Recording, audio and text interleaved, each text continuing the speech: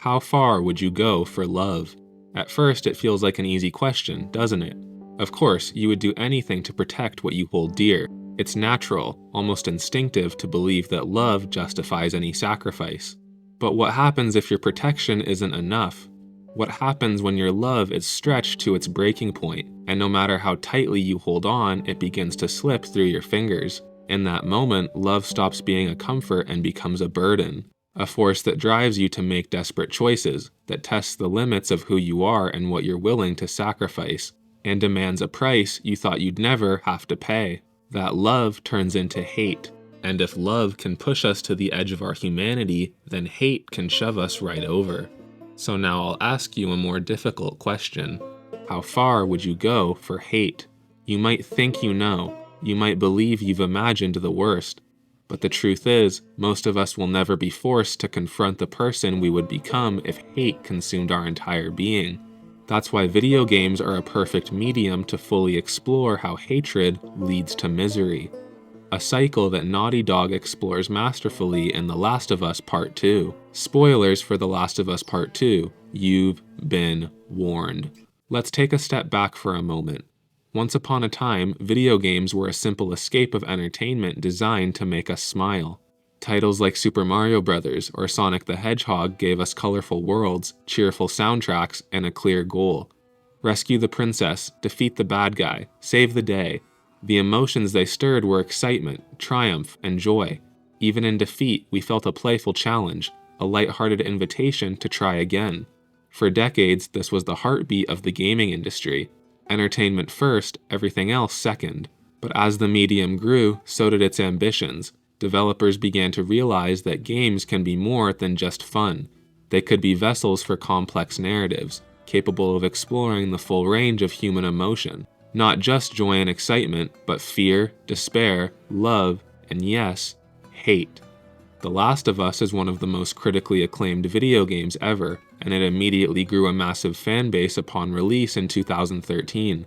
One of the reasons it became so popular was because of the ending. Naughty Dog's decision to have Joel defy Ellie's wishes and save her from the fireflies at St. Mary's Hospital, and then lie straight to her face about what took place, was an incredibly bold decision. The actor for Joel, Troy Baker, even expressed his concern during development that this is going to piss a lot of people off. Did Joel make the right decision? And did Ellie believe his lie? These were topics of discussion for years to come. So how do you possibly follow that up and make a sequel that lives up to the original, especially after that ending? There's the argument that you don't.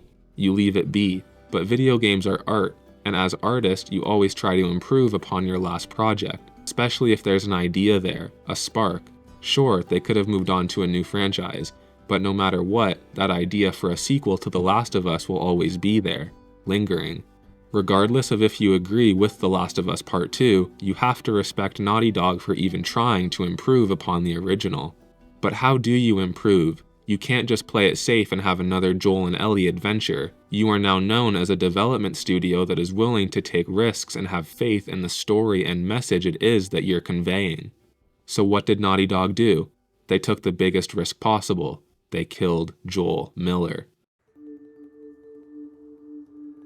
Joel's death isn't just the catalyst for The Last of Us Part 2. It's the emotional earthquake that shatters every life in its radius. What's most haunting about it isn't just the brutality of the act, it's how ordinary it feels in this broken world. Joel doesn't die in a blaze of glory. He isn't given a heroic send-off despite being the protagonist of the previous game. He's ambushed and executed in front of the two people he loves most, and as players, we're powerless to stop it. Naughty Dog's decision to not give us a chance to fight back and save Joel is daring to say the very least. Instead, they force us to watch, trapped in our own helplessness, as Abby delivers the final blow. In this moment, hatred is born, not just in Ellie, not just in Tommy, but in us as players.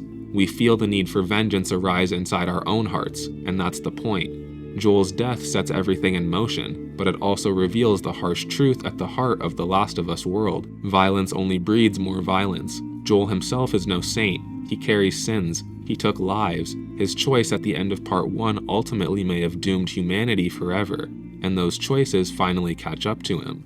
His death is not a twist of fate. It is the inevitable consequence of the life he lived, and yet knowing that doesn't soften the blow of a golf club. If anything, it makes it more painful. Because in Joel's final moments, we see fear, we see regret, and we see love. A desperate glance towards Ellie as if to apologize for the pain his past has brought crashing down on her future.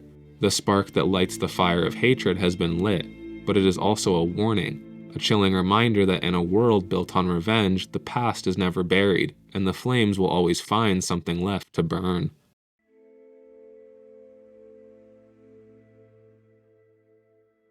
Ellie arrives in Seattle with one thing on her mind: justice, or at least what she believes is justice.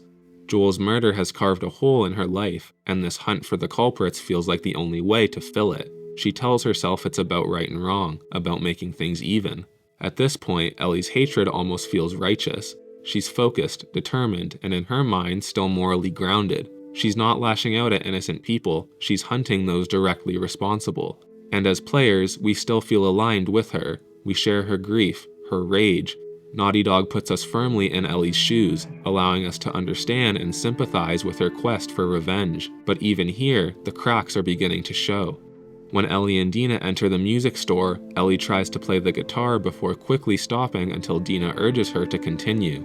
The thing that connects her to Joel the most can't even be used for a few minutes because of how much misery it bears. Once they reach the Saravina Hotel, Dina is the only one who seems startled by the sight of torture Tommy left behind. Ellie just views it as a necessary means in order for either her or Tommy to get their hands on Abby. After Shimmer's death, Ellie doesn't utter a single word of remorse that she dragged her horse that she's had for years into enemy territory. As they continue moving through Seattle, she has several combat encounters where she kills people who beg for their lives. These moments are intentionally slowed down to make the player feel uncomfortable. Even NPC dialogue reinforces this as they cry out each other's names, showing the human cost of Ellie's pursuit. Dina tries to pull Ellie back emotionally by offering her comfort. However, Ellie is single-minded and continues pushing forward for the sake of the mission. It's obvious Dina isn't feeling well, but Ellie barely shows any concern for her well-being. Once they reach the theater and Dina reveals her pregnancy, Ellie even calls her a burden. Her obsession is beginning to isolate her, another trademark of the cycle of violence. It narrows your world until only vengeance remains. Seattle Day 1 is the beginning of Ellie's descent, where love, grief, and closure justify the first steps down a path of dread. Ellie believes she's still in control, but already the misery has begun to seep in.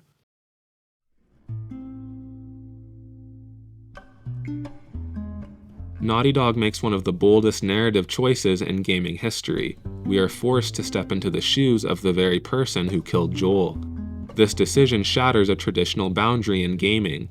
You're supposed to play as a character you root for, but instead they take the emotional connection we've built with Joel and Ellie over the course of the first game and force us to empathize with the person responsible for that relationship coming to an end. It's a risk few studios would dare take, and it pays off.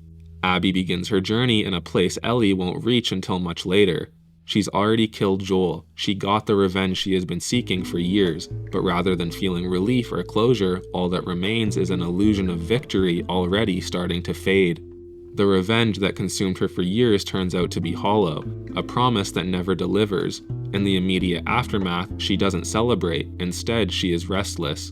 She distances herself from her friends, especially Owen, who sees through her facade better than anyone else. When they try to rekindle their relationship, there's a lingering tension. Owen, who's conflicted about their choices and the WLF's increasing brutality, represents what has become of Abby's life since the death of her father. This detachment extends beyond just Owen. Abby's camaraderie with her friends and the WLF feels thinner now. She shares battlefields with Manny and Mel, but emotionally, she stands alone. Even in brief moments, like when they banter at the shooting range, there's a heaviness to her presence, as if she's wearing armor not just on her body, but around her heart. Her jokes feel forced, her smile never quite reaches her eyes. Her nightmares betray her. Even though she tries to ignore the guilt, it taunts her subconscious. In her dreams, she walks the sterile halls of the hospital, sees the consequences of her choices reflected in the lifeless faces of those she couldn't save. Yara and Lev's introduction into her life further amplifies this internal fracture. They are living reminders of innocence caught in the crossfire of ideology and violence. And Abby, despite her training to suppress emotion, can't help but feel responsible for their suffering. On day 1, Abby convinces herself that she can move forward by burying her feelings beneath the rubble of survival. She clings to the belief that her actions are justified. After all, Joel took her dad from her. But beneath that tough, composed exterior, the first cracks of misery have already begun to form. She wears the mask of a soldier, but beneath it is a person struggling to reconcile the truth. Revenge has not freed her from her pain, it has only chained her to it.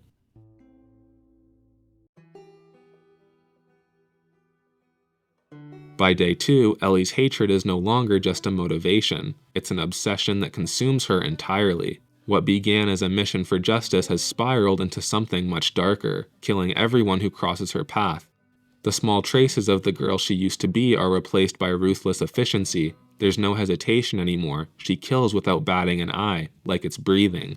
The clear lines Ellie once drew between right and wrong begin to blur beyond recognition.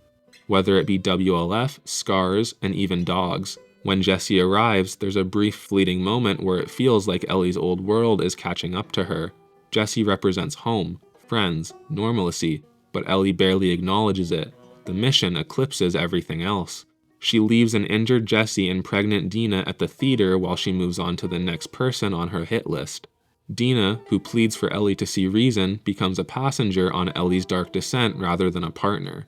As her vulnerability increases with her pregnancy and exhaustion, it still isn't enough to make Ellie stop. She's so locked onto her next target that she overlooks the person right beside her falling apart. Once she reaches the hospital, she encounters a young woman playing a PS Vita. It's a small, mundane moment, a girl caught in the quiet distraction of what used to be an everyday occurrence before the outbreak. Ellie takes her life, a choice even she believes wasn't the correct one to make. Which brings us to Nora. This kill isn't out of necessity, it's personal. Ellie doesn't just kill Nora, she tortures her, and we as the player are forced to strike. We track her through the spore-infested ruins of the hospital, corner her, and force her to reveal Abby's location. When she refuses, Ellie and we resort to brutal violence. It's not clean, it's ugly, drawn out, and deliberate. Afterwards, Ellie is visibly shaken, but not enough to stop. She staggers away from the scene drenched in blood and guilt, but rather than saying that's enough, she continues pressing on, convincing herself that each act of brutality brings her closer to relief. Naughty Dog uses this day to show how hatred isolates us, how it cuts us off from the people who love us, from the comforts that once held meaning. Ellie becomes colder, more singular in purpose. She ignores every warning sign, rejects every offer of comfort.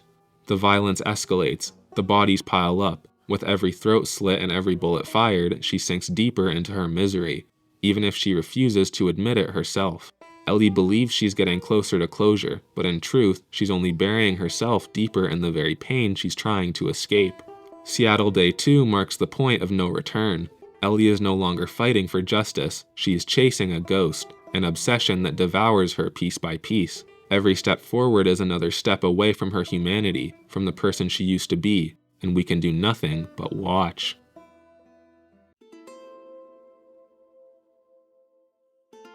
If day 1 is about Abby running from her guilt, day 2 forces her to confront it. When she decides to go back and save Lev and Yara, Abby faces a moment of choice. She can leave them to die. After all, they're not her responsibility. They belong to the Scars, the enemy she's been at war with for years. Saving them would be dangerous, foolish even, but she does. This marks a pivotal turning point. It's the first crack in Abby's hardened exterior, the first moment where she steps off the path of hate and onto something more uncertain, more human. She doesn't see them as enemies, she sees people, vulnerable, wounded, and frightened just like she was in the aftermath of her father's death. Without even realizing it, Abby projects her own pain onto them. Helping them isn't just an act of mercy, it's a desperate attempt at redemption. But these first steps on a new path don't get rid of her misery, it only complicates it. After saving Lev and Yara, Abby must confront the hypocrisy of her past actions. She slaughtered Joel in the name of justice, believing it would fill the void she's felt since losing her dad. Yet here she is, offering compassion to strangers who by her own logic should be her enemies. If Lev and Yara deserve mercy, then what did Joel deserve? Was he really the monster she convinced herself he was? And if he wasn't, then what would that make her? On this day, Naughty Dog shows us the weight of survival. Abby isn't just fighting external threats, she's battling the internal war between who she has been and who she wants to become. The instincts she once sharpened for vengeance are redirected towards compassion, and yet, every time she helps Lev and Yara, she is reminded of the blood on her hands, of the life she took in pursuit of hate.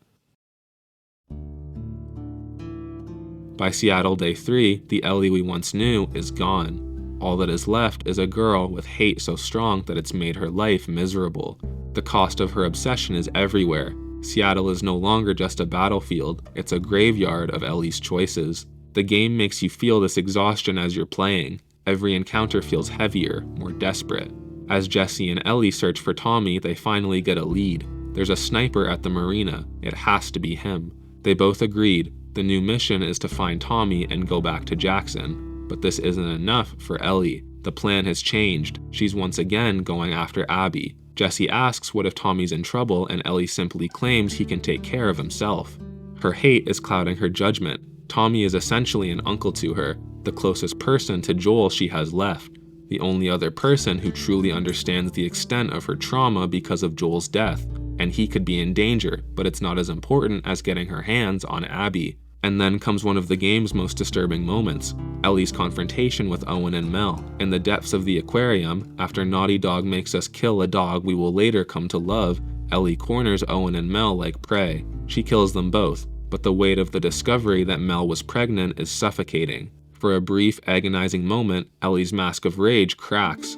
She stares at Mel's lifeless body, eyes wide with horror as she realizes the enormity of her actions. This isn't justice or revenge anymore. It has become a senseless, irreversible tragedy. In this moment, Ellie has become the monster. She tries to bury the guilt beneath her determination, but nobody can simply forget something like that. Back at the theater, Ellie, Jesse, and Tommy discuss their journey back to Jackson. Tommy sees that Ellie is still bothered. He tells her that everyone got what they deserved, but that isn't enough for Ellie because Abby gets to live. Yes, Ellie agrees to go home, but you can see she's only settling. She hasn't gotten over her hatred for Abby. And look at what all that hate ends up costing not only her, but those closest to her. Jesse is shot in the head before he even gets a chance to speak. Tommy is gravely wounded. Dina and her baby are almost killed. Ellie has nearly lost everything. Seattle Day 3 is where the misery of Ellie's hatred truly blossoms. It's physical, tangible, inescapable. The game makes you confront the devastation you've caused, to feel the weight of every choice, and there is no satisfaction to be found, only sorrow. Ellie has descended so far that she cannot see the way back. She's too far gone, and so are we. Abby's journey has now become a race to save what little hope she has left. Lev's life hangs by a thread, and Abby risks everything to save him. She fights through burning villages, betrayals, and overwhelming odds for something pure for the first time since the Fireflies. But breaking the cycle of violence doesn't mean escaping the consequences of her actions in Jackson. Manny, her roommate and closest friend besides Owen, is shot in the head by Tommy. When Abby finally returns to the aquarium, she finds Alice, Mel, and Owen's bodies. The people she fought alongside since the days of the Fireflies, the people who traveled for months across the country to help her find Joel, are reduced to cold, lifeless bodies. The confrontation at the theater almost fully re-emerges Abby back into the cycle. She kills Jesse, injures Tommy, and almost kills Dina, and unlike Ellie with Mel, she's aware that she's pregnant. But thankfully, Lev is the light for when Abby is lost in the dark. Naughty Dog doesn't reward Abby or us empathy. They don't give a fresh start. Instead, they remind her, and us, that while choosing compassion is noble, it doesn't erase the scars that hate leaves behind. Abby's misery is different than Ellie's. Ellie falls further and further into hate while Abby tries to claw her way out of it. But both paths leave them broken. Ellie burns bridges in pursuit of vengeance while Abby tries to rebuild them, only to find the ashes of her former life scattered in the wind. After Seattle, there's finally a moment to breathe. Ellie and Dina have escaped the violence. They've built a home on a quiet farm, far away from the horrors of the past. There's life here, tending to crops beneath beautiful sunsets, feeding sheep, caring for baby JJ whose laughter echoes in the open air. Dina smiles more, her eyes softening in the simple tasks of everyday life. It feels, at first glance, like salvation. It's tempting to believe the nightmare is finally over, and the healing is finally within reach. But Ellie hasn't forgotten. Her mind is still trapped in Seattle, trapped in the theater, trapped in the basement of the Baldwin place where Joel's life was stolen, his bloody face burned into her vision. The farmhouse shows us something profound. Misery doesn't always look like violence. Sometimes it looks like emptiness. It looks like standing in a sunlit kitchen and feeling nothing. It looks like holding a child in your arms and wondering why the warmth can't reach you. It looks like a life that should be enough, but somehow never fills the hollow space left within. And then, Tommy arrives. He comes in like a ghost, limping, bitter, twisted by his own grief. He's not there to check on Ellie's well-being. He's not there as family. He's there as a reminder of unfinished business. He doesn't plead for justice with Ellie, he demands it. Hate has led his body to being broken, his family gone, and his misery continues. It's all he has left. He tries to pass the burden onto Ellie, not out of malice, but out of necessity. Sure, Tommy and Ellie both survive Seattle, but they don't continue living afterwards. Ellie can't stay here. Dina pleads with her to think this through, to let it go, to choose love over hate. She is the voice for what we as the player are thinking. It's one final chance to try and continue moving on from her misery, but it's impossible. Ellie leaves in search of Santa Barbara. This is Ellie's final chance. It's a chance at peace, at revenge, or so she believes. She has now lost absolutely everything. There is nothing left to protect, nobody left to save but herself. She regrets her decision to come here. I miss Dina. I miss Potato. What am I doing here? Santa Barbara is sun-bleached and lifeless. On the surface, it's a paradise with an ocean breeze, swaying palm trees, and golden sunlight. She moves through this location completely unresponsive to the warmth of her surroundings. These bright landscapes only emphasize Ellie's inner isolation. Even the new enemies, the Rattlers, feel less like threats and more like distractions. They are not the goal. Abby is the goal. Abby has always been the goal. And when she finally finds her, Abby is barely recognizable. She is not the towering nemesis that lived in Ellie's nightmares. She is not the villain Ellie chased across the United States. She is a mirror, a broken, hollowed-out reflection of Ellie herself. Both women stand before each other, victims of misery fueled by hate. Ellie forces both herself and Abby into the fight. Minutes go by until Ellie finally pushes Abby into the surf, holding her head underwater. She has dreamed of this moment, shaped her entire life around this singular act of vengeance. And yet, as the water churns and Abby's strength falters, Ellie doesn't see an enemy. She sees Joel. Not Joel as a victim of violence, not Joel's bloodied face on that cold basement floor, but Joel in a peaceful moment strumming his guitar, a memory of grace, not rage. In that fleeting, piercing moment, Ellie finally realizes the truth. Killing Abby won't bring Joel back. It won't heal her, and for the first time since his death, Ellie finds the strength to let go. Naughty Dog crafts Santa Barbara unlike the traditional climax of a video game. It isn't a victorious showdown, a final desperate grasp at revenge that ends not with triumph, but with surrender. Ellie lets Abby live, not as an act of mercy, but as an admission of defeat, an acknowledgement that the path she has been walking leads nowhere. But when she steps off this path, she doesn't walk away victorious. She walks away broken.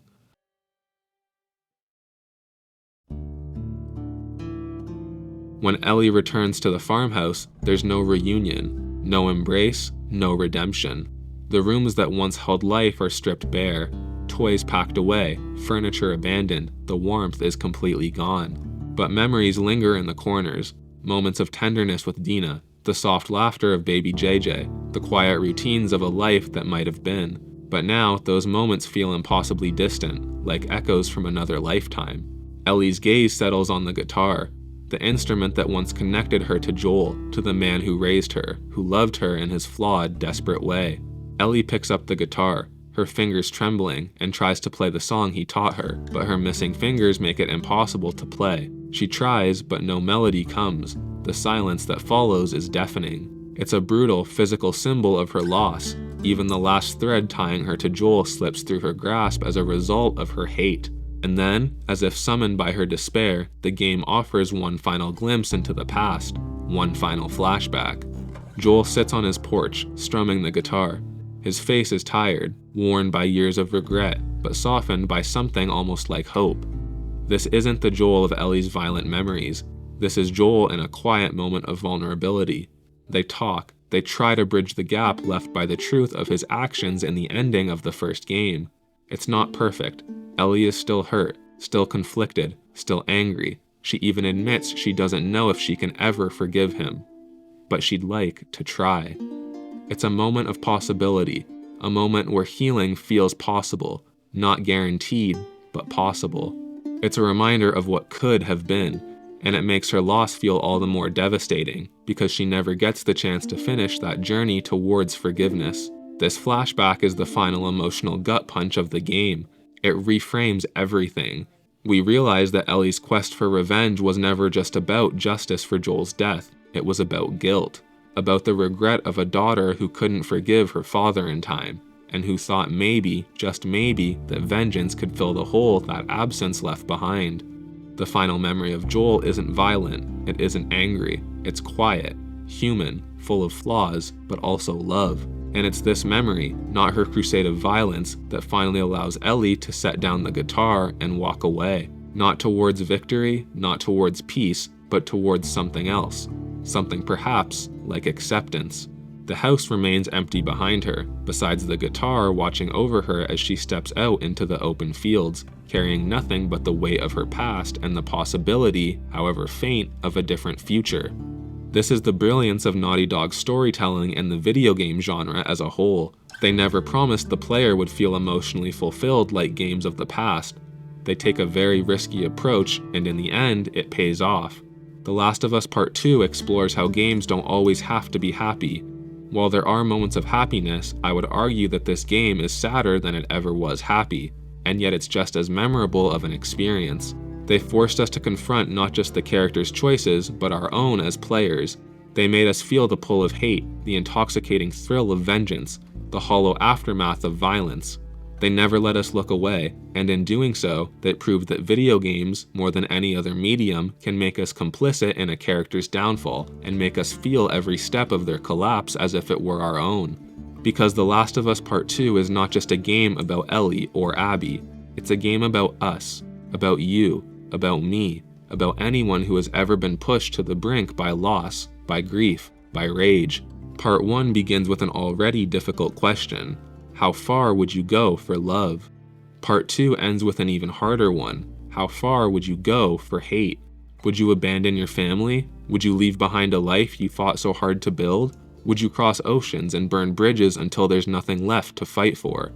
And even if you say you wouldn't, do you really know? If you ever find yourself in this position, standing at the crossroads between love and hate, and you feel the darkness closing in around you, remember this: when you're lost in the darkness, look for the light.